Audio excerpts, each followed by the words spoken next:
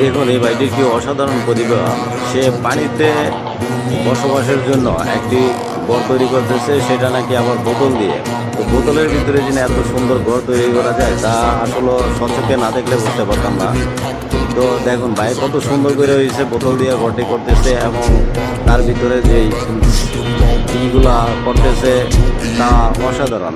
সে যে ডেকোরেশনগুলো করছে এবং করতেছে, সেই ডেকোরেশনগুলো কিন্তু মানুষের মনোরঞ্জনের একটা ব্যাপার আছে, ওইরকম বিষয়টা হয়ে গেছে। দেখা যায় তার মানুষ এটা খুবই পছন্দ করবে, কারণ সে অনেক সুন্দর করে হচ্ছে এই ঘরটি তৈরি করতেছে।